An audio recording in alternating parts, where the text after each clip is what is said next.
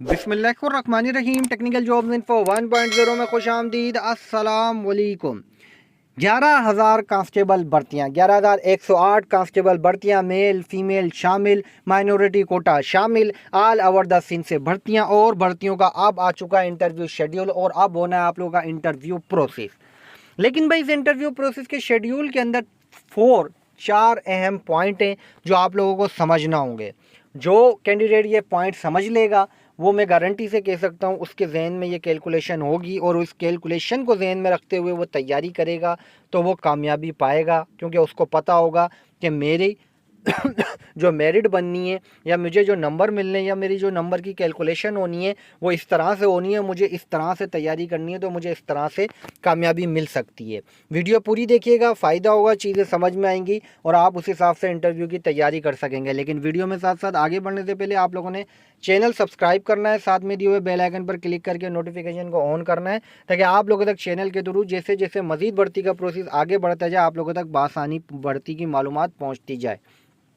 भाई जब आपके दिमाग में पॉलिसी का तरीका होगा तो आप दिमागी तौर पर इंटरव्यू को पास करने के लिए तैयार होंगे। आपको किस तरह से सिलेक्ट किया जाएगा ये 4 पॉइंट मैं आपको दिखा रहा हूँ, इसको मैं समझाऊंगा भी और आपकी ट्रांसलेट भी दिखाऊंगा इन पॉइंट की ताकि आप समझ सके। तो हम चलते हैं इन पॉइंट्स की तरफ, मज़ीद मालूमात की तरफ, मज़ीद तफसीलात की तरफ। तो भाई यहाँ पर देखें मैंने आप लोगों के लिए बाकायदा तौर पर ट्रांसलेट भी करके रखी है ताकि आपको जो है उर्दू में भी समझ में आ जाए। पहले मैं आपको इंग्लिश में पढ़ के बता देता हूँ और समझा देता हूँ। Criteria for preparation of district wise merit list. ठीक है, डिस्ट्रिक्ट वाइज मेरिट लिस्टें बनेंगी, लेकिन ये लिस्टें बनेंगी किस तरह से, मेरिट को डिस्ट्रिक्ट में बनाया किस तरह से जाएगा ये आप लोगों ने समझना है।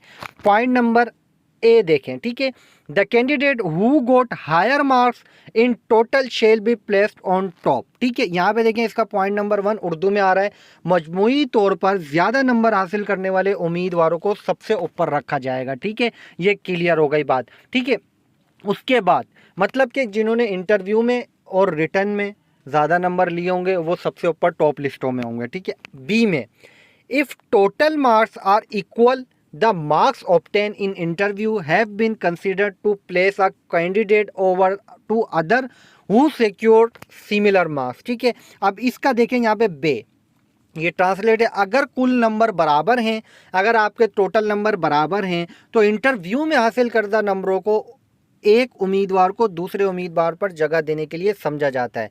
मतलब अगर आपके टोटल रिटर्न में नंबर बराबर हैं तो फिर आपके जो इंटरव्यू में हासिल करदा नंबर होंगे तो उसमें उम्मीदवारों को देखा जाएगा और उसमें उन उम्मीदवारों के नंबर देखे जाएंगे जिसके ज़्यादा होंगे, उन उम्मीदवारों को जगह देने के लिए समझा जाता है जिन्होंने उसी तरह के नंबर हासिल किए हैं। ठीक है, ये यहाँ पे पॉइंट नंबर 2 क्लियर हो जाता है। उसके बाद पॉइंट नंबर सी है, if marks of interview are equal the marks obtain in written test shall be consider. अच्छा, यहाँ पर अब आ जाता है जी, अगर इंटरव्यू के नंबर बराबर हो, मतलब आपके इंटरव्यू के नंबर बराबर हो, तहरीरी इम्तिहान में हासिल करदा नंबरों पर गौर किया जाएगा। मतलब 1 से 2 या 3 कैंडिडेट ने, 4 कैंडिडेट ने सेम बराबर इंटरव्यू में नंबर ले लिए तो फिर उन कैंडिडेट्स के रिटर्न के नंबर देखे जाएंगे कि उनके रिटर्न में नंबर कितने। भाई जिसके रिटर्न में ज़्यादा नंबर होंगे उसको इंटरव्यू के नंबर दे के उसको जो है लिस्टों में शामिल कर लिया जाएगा। ये क्लियर करता जा रहा हूँ, आपको बहुत अच्छी चीज़ है, ये आप समझ लें। उसके बाद जो है यहाँ पर डी आता है,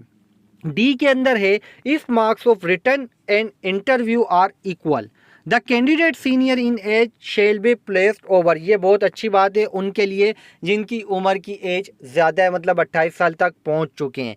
अगर इंटरव्यू के नंबर बराबर हों तो तहरीरी इम्तिहान में हासिल करदा नंबरों पर गौर किया जाएगा। ये डी के अंदर जो है अगर तहरीरी और इंटरव्यू के नंबर बराबर, मतलब आपके रिटर्न के नंबर भी बराबर हैं, इंटरव्यू के नंबर भी बराबर हैं, मतलब तकरीबन कैंडिडेट्स के, मतलब आपके इंटरव्यू के नंबर भी बराबर हैं, आपके रिटर्न के बराबर हैं और आपके साथ 4-5 कैंडिडेट, 8-10 कैंडिडेट ऐसे उनका भी यही प्रोसेस है, तो फिर उम्मीदवार उम्र में बड़े हैं उनको लिस्टों पर ऊपर रखा जाएगा। मतलब अगर आप फिर देखा जाएगा कि आपकी एज क्या है, मतलब आपकी एज 22 साल है, 26 साल है, लेकिन आपका इंटरव्यू रिटर्न बराबर नंबरों के साथ है, इसी तरह और कैंडिडेट हैं उनके भी लेकिन दूसरे कैंडिडेट की उम्र 28 साल के करीब है, 27 साल के करीब है, तो फिर उसको मेरिट में शामिल किया जाएगा, आपको मेरिट से पीछे कर दिया जाएगा। ये पॉलिसी है, ये पॉलिसी समझ लें। किसी ने भी जो है पॉलिसी अगर नहीं समझी और उसके हिसाब से अपने माइंड को नहीं बनाया तो बाद में यही बोलते रहेंगे सर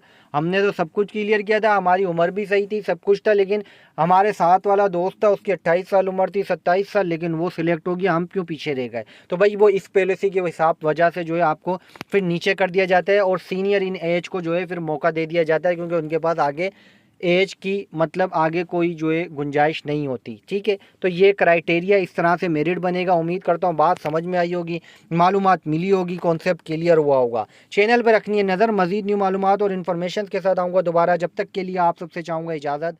अल्लाह हाफिज़।